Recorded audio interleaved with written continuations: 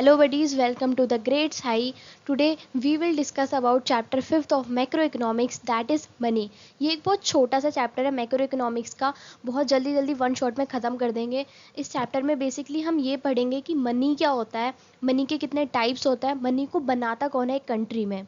So without time wasting let we start our new chapter that.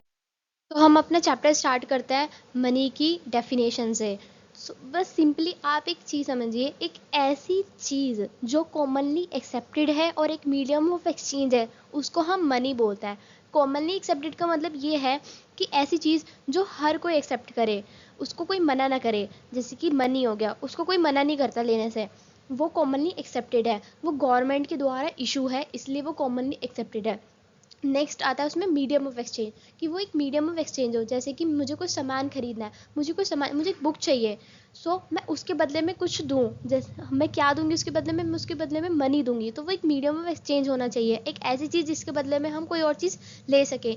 So a thing which is commonly accepted as a medium of exchange is called money. Simply money वो होती है जो commonly accepted है और एक medium of exchange है. उसमें अब आता है कि हमने आखिर मनी क्यों डिफाइन कर रहे हैं, हम मनी का टर्म यूज़ क्यों कर रहे हैं. मनी कहाँ से आया, मनी आया बार्टर सिस्टम से. पहले के ज़माने में क्या होता था, बार्टर सिस्टम चलता था. बार्टर सिस्टम में बेसिकली होता है, अगर हमें कोई कमोडिटी चाहिए उसके बदले हमें दूसरी कमोडिटी देनी पड़ेगी. जैसे कि आप में मान लो, एग्जांपल लेता है, एक ए फार्मर है और एक बी फार्मर है. अगर ए फार्मर को राइस चाहिए तो उसके बदले उसे कुछ बी फार्मर को देना पड़ेगा. जैसे कि अगर उसकी वीट की खेती है तो उसको वीट देना पड़ेगा. अगर बी फार्मर को राइस चाहिए तो उसे अपने वीट देने पड़ेंगे, मतलब अपने राइस देने पड़ेंगे. सो बार्टर सिस्टम में बेसिकली कमोडिटी चेंज होती है. इसको हम बोलते हैं सीसी इकोनॉमी. जैसे यहाँ पे लिखा है सीसी इकोनॉमी बोलते हैं. It is a system in which commodities are exchange for commodities. लेकिन ये पॉसिबल नहीं है कि हम कमोडिटी के बदले कमोडिटी दे दें. अगर मुझे बुक चाहिए और उसके बदले मैं अपने शूज़ दे दूँ, तो मुझे शूज़ की भी तो ज़रूरत पड़ेगी. और फिर मैं बुक कहाँ से लूँगी, फिर मैं बुक कैसे खरीदूँगी, मुझे बुक की भी तो ज़रूरत है. इसलिए मनी टर्म हम डिफ़ाइन करते हैं. इसलिए मनी का एक कंसेप्ट निकल के आया है. यहाँ पे हमारे पास 4 फंक्शंस ऑफ मनी हैं. सबसे पहला आता है money is used as a store of value of an instrument of saving. इसका मतलब ये होता है कि जो मनी है वो एक स्टोर ऑफ वैल्यू है. अब किसी भी इंस्ट्रूमेंट की या किसी भी कमोडिटी की वैल्यू को स्टोर कर सकता है इन टर्म्स ऑफ मनी. जैसे कि मैंने कोई एसी खरीदा, तो उसकी जो वैल्यू 50,000 है, ये मान लीजिए उसकी वैल्यू 50,000 है. तो एक वो स्टोर ऑफ वैल्यू है, मुझे पता है कि उसके जो वैल्यू है वो 50,000 है. या फिर आप गोल्ड का एग्जांपल ले लीजिए. आज आज उसकी वैल्यू अगर 50,000 है, कल 60,000 हो गई. सो मुझे पता है कि उसकी वैल्यू कितनी है, उसकी स्टोर ऑफ वैल्यू कितनी है. तो मनी इसलिए यूज़ होता है. Use as a measure of value, हम किसी की वैल्यू मेजर कर सकते हैं मनी के टर्म्स में. जैसे कि अगर मुझे देखना है कि फ्रिज कितने का है, तो हम उसकी जो वैल्यू है हम मनी के टर्म्स में मेजर कर सकते हैं. नेक्स्ट है use as a standard for deferred payment.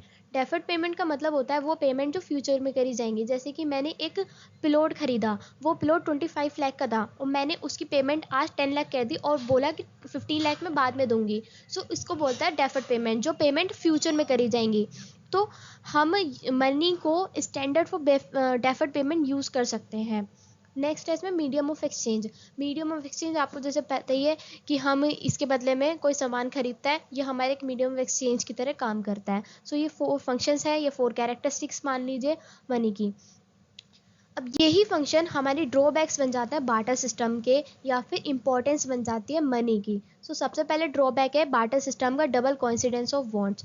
Double coincidence of wants का मतलब ये है, जैसे कि अगर फार्मर ए है और फार्मर बी है, एक फार्मर के पास राइस है और एक फार्मर के पास वीट है. सो उन दोनों की वांट्स होनी चाहिए कि फार्मर बी को राइस चाहिए और फार्मर ए को वीट चाहिए. इन दोनों की वांट्स होनी चाहिए, एक साथ होनी चाहिए, जिससे वो एक्सचेंज कर सकते हैं. लेकिन ये हमेशा पॉसिबल नहीं होगा. जैसे कि अगर मुझे किसी से बुक्स चाहिए और मेरे पास शूज़ है, तो क्या पता मैं शूज़ ना देना चाहती हूँ, लेकिन उसको शूज़ की ज़रूरत है इसलिए वो बुक्स दे रहा हो, और मुझे बुक्स की ज़रूरत नहीं है. तो इसको डबल कोइंसिडेंस ऑफ वांट बोलते हैं, और ये एक ड्रॉबैक है बार्टर सिस्टम का. नेक्स्ट इसमें आती है हमारी lack of common unit of value. Common unit of value का मतलब ये है कि हम इसमें किसी की वैल्यू फिक्स नहीं है। जैसे कि यहाँ पे एक ये आदमी है, इसके पास बुक्स है, मान लीजिए 500 की है, और इसके पास जो ये बनाना है वो 50 के है, और ये एक दूसरे में एक्सचेंज कर रहे हैं। यहाँ पे डबल कोइंसिडेंस ऑफ वांट्स तो है, लेकिन ये जो एक्सचेंज कर रहे हैं उनकी वैल्यू सेम नहीं है, यहाँ lack of common unit of value है। वो अगर 500 की बुक है और ये 50 के बनाना है, तो यहाँ पे 450 का फर्क आ रहा है, इसको बोलते हैं lack of common unit of value. इसकी नेक्स्ट हमारी ड्रॉबैक आती है difficulty of future payment. Difficulty of future payment का मतलब ये है, मतलब डेफर्ड पेमेंट। इसमें डिफिकल्टी आती है फ्यूचर पेमेंट करने में। जैसे कि अगर मैंने कोई ज़मीन खरीदी, कोई खेत खरीदा, उसकी मैंने बोला कि इस खेत के बदले मैं आपको 50 भैंस या फिर बकरी वगैरह जो भी है एनिमल्स दूंगी, ठीक है। लेकिन आने वाले टाइम में मैंने उसकी वैल्यू और ज़्यादा बढ़ गई, किसी और ने बोल दिया कि मैं इसके बदले तो मैं 100 बकरी या भैंस दूंगा, लेकिन इसलिए यहाँ पे डिफ़िकल्टी होती है फ्यूचर पेमेंट में। इसमें लास्ट इसकी ड्रॉबैक है difficulty of storage of value. इसका मतलब यह है कि हम बार्टर सिस्टम में किसी की वैल्यू को स्टोर नहीं कर सकते। लाइक अगर गोल्ड की वैल्यू, अगर मेरे पास गोल्ड है और मुझे राइस की ज़रूरत है और मैंने वो एक्सचेंज कर लिया, यहाँ पे हम उसकी वैल्यू को स्टोर नहीं कर सकते कि इसकी गोल्ड की वैल्यू फिक्स क्या है, यहाँ पे स्टोर नहीं हो सकती वैल्यू। सो ये ड्रॉबैक्स हैं या फिर इम्पॉर्टेंस ऑफ मनी कह लीजिए। हम देखते हैं कि मनी के कितने टाइप्स होते हैं। So we have 4 types of money. सबसे पहला टाइप होता है फिएट मनी। फिएट मनी वो होती है जो हम बेसिकली अपने करंट लाइफ में यूज़ करते हैं, जैसे कि नोट्स हो गए, कॉइन हो गए। वो मनी जो गवर्नमेंट इशू करती है उसको फिएट मनी बोलता है। फिड्यूशरी मनी वो होती है एक ऐसा मीडियम ऑफ एक्सचेंज जो ट्रस्ट बनाता है पेयर और पे के बीच में। जैसे कि प्रोमिसरी नोट का एग्जांपल लें कि मैंने किसी शॉप से कोई सामान खरीदा, मैंने उससे 15,000 का सामान खरीदा और मैंने उससे बोला कि मैं 15,000 रुपये 20 दिन बाद दे दूंगी। मैं तुमसे प्रॉमिस कर रही हूँ कि मैं ये तुम्हारे जो 15,000 रुपये वो 20 दिन बाद दे दूंगी। सो उसने बोला कि तो उन्हें प्रोमिसरी नोट बना दो। तो ऐसा एक ट्रस्ट क्रिएट करना पेयर और पे के बीच में मनी द्वारा, वो फिड्यूशरी मनी होता है। प्रोमिसरी नोट कुछ ऐसा दिखता है, यहाँ पे मैंने ऊपर ये इसका एग्जांपल ले रखा है। प्रोमिसरी नोट ऐसा दिखता है, या फिर बिल ऑफ एक्सचेंज हो गया, वो भी फिड्यूशरी मनी में आता है। फुल बॉडीड मनी वो मनी होती है जिसमें मनी की वैल्यू और कमोडिटी की वैल्यू इक्वल हो।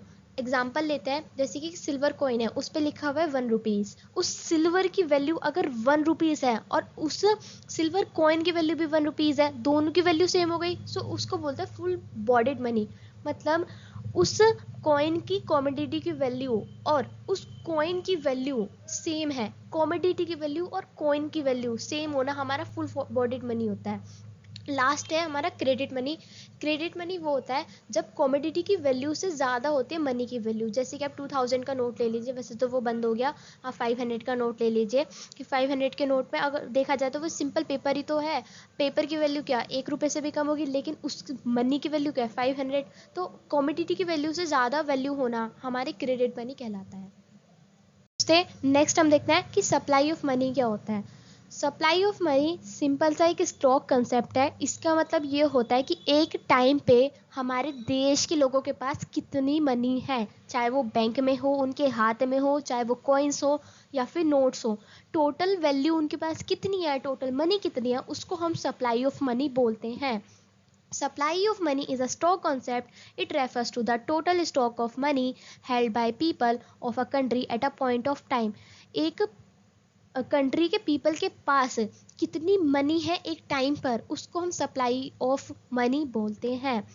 नेक्स्ट हम देखते हैं कि हमने ये तो देख लिया कि हम इतनी देर से मनी के बारे में पढ़ रहे हैं, लेकिन मनी बनाता कौन है वो भी तो हमें देखना है कि मनी कौन बनाता है। सो मनी हमारे पास यहाँ पे 4 टाइप्स आता है। एक गवर्नमेंट बनाती है, कमर्शियल बैंक बनाती है और सेंट्रल बैंक बनाती है। गवर्नमेंट क्या होती है, वो मनी छापने में हेल्प करती है। Commercial bank creation of money करता है। ये हम नेक्स्ट चैप्टर में पढ़ेंगे कि कमर्शियल बैंक कैसे मनी को बनाता है। कमर्शियल बैंक्स जो होता है, जैसे कि हमारा यहाँ पे जो प्राइवेट बैंक होता है, वो मनी को छापते नहीं है, उनका क्रिएशन करते हैं। उनको प्रोडक्शन नहीं करते, उनका क्रिएशन करता है। वो हम नेक्स्ट चैप्टर में पढ़ेंगे। अभी आपको सिंपली याद रखें कि कमर्शियल बैंक भी हेल्प करता है मनी को क्रिएट करने में। और उसके बाद होता है सेंट्रल बैंक। सेंट्रल बैंक जैसे कि आरबीआई, आरबीआई ही नोट छापता है कि कितने नोट छापने हैं, वो आरबीआई डिसाइड करता है। सो आपको याद रखना है, द गवर्नमेंट, कमर्शियल बैंक और सेंट्रल बैंक हमारे प्रोड्यूसर ऑफ मनी है। मनी को ये 3 अथॉरिटी बनाती है। नेक्स्ट आता है कि हमारे नोट्स कौन बनाता है और कॉइन्स कौन बनाता है। तो ये सिंपली 1 MCQ में आ जाता है, 1 नंबर के MCQ में, कि जो कॉइन्स है वो मिनिस्ट्री ऑफ फाइनेंस इशू करती है और जो नोट्स है वो RBI छापता है, ठीक है। सो नेक्स्ट बस यहाँ पे अब हमारे पास दो इंपॉर्टेंट टर्म्स बची है जो कभी कभी पेपर में पूछी जाती है। टर्म डिपॉजिट क्या होता है और डिमांड डिपॉजिट क्या होता है। सो टर्म डिपॉजिट बेसिकली वो डिपॉजिट होता है जो फिक्स होता है, जो आप एक पर्टिकुलर टाइम के बाद ही निकाल सकते हैं, जैसे कि FD हो गया, मतलब फिक्स डिपॉजिट। आपने 1 या 2 साल की या 5 साल की FD कराई, सो आप उसको 5 साल से पहले निकाल नहीं सकते, एक पर्टिकुलर टाइम के बाद ही निकालेंगे, तो उसको टर्म डिपॉजिट बोलते हैं। डिमांड डिपॉजिट वो होता है कि जब हम मनी को अपनी डिमांड के अकॉर्डिंग निकाल सके। ये मनी है, अब मैंने मुंह नहीं लिख दिया है, ये मनी है। सो अपनी डिमांड के अकॉर्डिंग निकाल सके हम उसको, मतलब कभी भी निकाल सकते हैं जब हमारी नीड है उस मनी की, उसको डिमांड डिपॉजिट बोलते हैं।